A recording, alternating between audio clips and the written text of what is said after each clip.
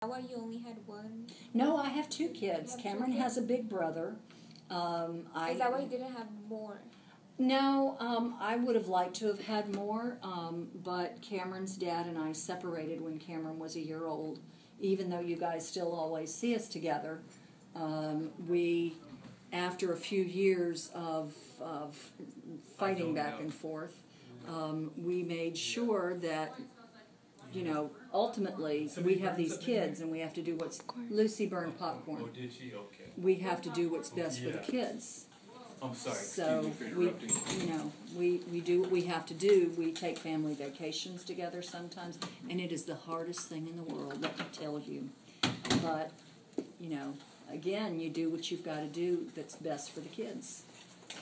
When Cameron was small, was there a lot of teachers and principals telling you that he had to be in restricted classes? Yes. I can remember in AYSO even, in fact, this one moron coach, I want to say Cameron was in 6th grade, maybe 7th, and he got this one coach that I always prepared the teachers or the coaches by saying, look, Cameron has Asperger, or Cameron has issues, because I didn't necessarily know it was Asperger's.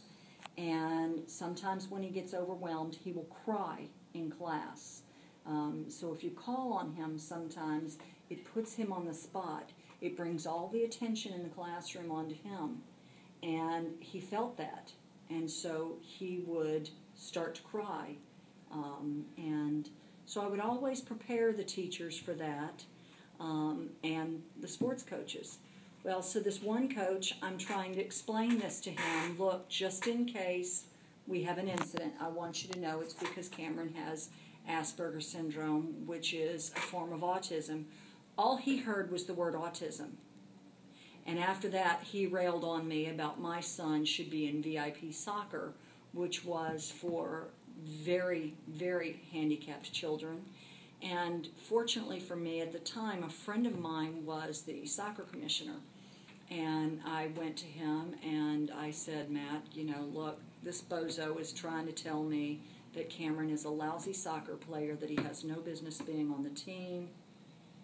Matt came and watched Cameron play and then later whispered to me, you know what, he's no worse than the coach's son. So the guy heard the word autism, and immediately immediately his idiot button was punched, and he was just, you know, and Cameron did have problems at practice. I do remember that year particularly, he would get very upset, overwhelmed, because the coach was not very nice to him. And the coach at the end of the year did admit to me, he said, I've never seen anything like it. The team members, because apparently there's some charismatic thing about Cameron. He's so cute. Everybody loves him. He's so nice, so cute. Well, that year, he goes, I've never seen anything like it. Every time I would get upset with Cameron and start to yell at him, the whole team would say, leave him alone, leave him to us, and we'll take care of him. And so they would teach him how to do the kick, or they would, you know, and he said, he later admitted, he goes, well, you know, I didn't think he was a very good soccer player, but it was amazing to me that these kids just wanted to, and we're talking about 12 and 13-year-old boys, but they all wanted to just scoop him up and take care of him. So, you know, I guess that coach learned something at that moment too, that just because somebody learns in a different way doesn't mean they're not going to fit in. So I've done so much research, Ms. Montgomery. I'm talking about hours and hours and hours reading articles, books on this, and I think in Cameron's case, this is very corny, you can say. What affected him the most, I would have to say, is the love you gave him. That's what I think makes him who he is right now, and why he's like so open, so nice. If he would have had different parents who didn't give him that love, the attention, the patience he needs, he taught me been patience. Angry. He taught me patience, because I had no patience with his older brother. None whatsoever. I would get so frustrated with Christian and say, Christian, good grief, I told you to do. But with Cameron, I had to understand that I could tell him to do something, but he wasn't going to move quite as fast as his brother because his brain was still processing it all. So Cameron has taught me a lot of things. Cameron has taught me to see the glass half full, because there are days when I really want to see the glass half empty. I want to be in a bad mood, and he's just like, it very much affects him. That's another strange thing, is Cameron feeds off of my emotions. If I'm in a bad mood, he becomes in a bad mood. And I've never particularly understood that. I've never noticed other people that if they're in a bad mood, their children become in a bad mood too. But Cameron feeds directly off of my emotions. I think that has to do with the emotion reading I was telling you about.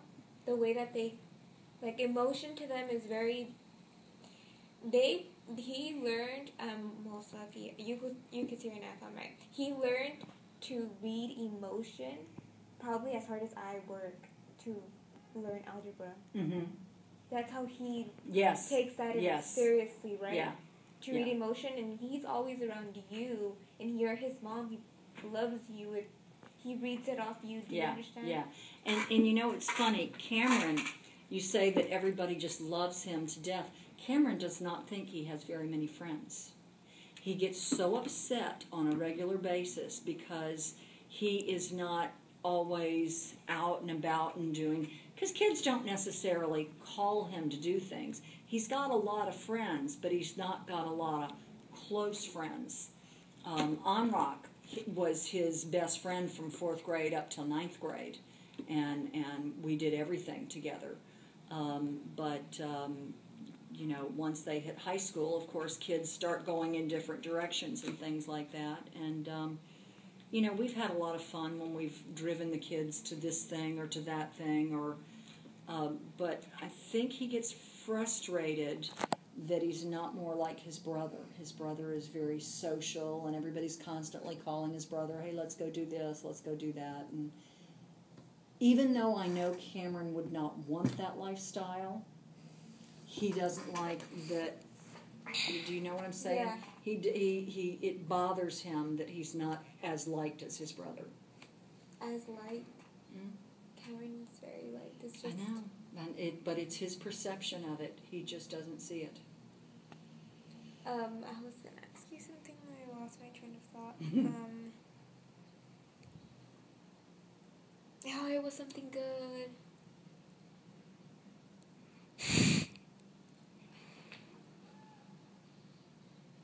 I can't remember what it was. I think track helped him a great deal. I think that, of course, I felt like I needed to be out there to push him and yell for him and to make him go faster and things like that. But also that first year he was in track, he didn't necessarily understand that you need to go warm up X amount of time before your event. And so I would regularly grab Gio or John Flores, and they would take him out and make sure that he got warmed up and everything. And there's another young man that's on the team currently that I see Asperger's syndrome in him. And I've tried to reach out to him a bit, and I said to his parents one day, I said, so, when did you know that so-and-so has Asperger's? And they looked at me like I have lost my mind. They don't even realize he has Asperger's. I know good and well he does.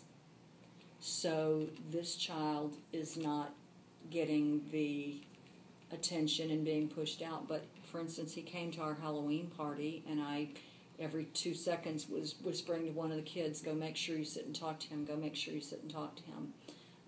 Go take him and show him the table of food, and, you guys just don't leave him alone, make him feel included. So, do you think your son being in mainstream classes, mainstream means with everybody else being included, helped him? I think so. Socially. I think so. I know that, who was it? I was telling someone a story today. I think it might have been Mr. Bond that I was talking to.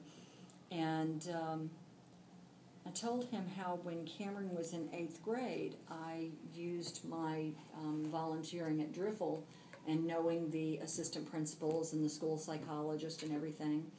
And I went in and I said, look, there's this 2-hour class for English. And that was always Cameron's weak spot, was English. And I said, I really want Cameron in this class. What do we need to do to get him there? Well, all we need to do is hold an IEP, and we'll all discuss it, and we'll all recommend that because they agreed with me that it was a great idea. But, and this goes back to what you said about some of the teachers and stuff, the principal actually looked at me and said, but honey, that class is for regular kids. You have a SPED kid. Took all I had not to claw that woman's eyes out. Because I was like, well, how dare you? Because my SPED kid is smarter than many of your regular kids. So even though she fought me on it because she really didn't want him in that class, I stood my ground and said, nope, he's going in that class. And he did. So I don't... Do you know how he did? He did well. I don't remember how well, because what's that, 5 years ago now? Yeah. And then I think maybe his freshman year English teacher might have been Miss Peralta, who, fortunately for me, not only was she a good teacher, but I knew her years ago. Her mother-in-law lives down the street from me. And I knew her when her oldest daughter, Sarah, was 2 years old. So I was able to cultivate that relationship and kind of grab her and say, see him? You take good care of him or I'll come after you. And then he's had some really wonderful, wonderful teachers. And, some of the teachers have said, well, you can't help but be a good teacher to him because he's such a wonderful kid. But I think it feeds off of each other. He's a wonderful kid because he's had wonderful teachers, and his teachers have been wonderful to him because he's a wonderful kid. So, yeah. That's how it goes. I think so. I think now that I'm a campus supervisor, I start to see how frustrated and disappointed teachers get with the kids who misbehave, but and I don't think that they have the time to take into account that the fact that some of these kids misbehave because they don't have someone teaching them to behave, teaching them right from wrong, teaching them. And again, I think I was that kid back when I was in junior high and high school. I was just looking for attention because, like I say, my mom drank and they didn't pay any attention to me and they were never around, and so I think I had a stomach ache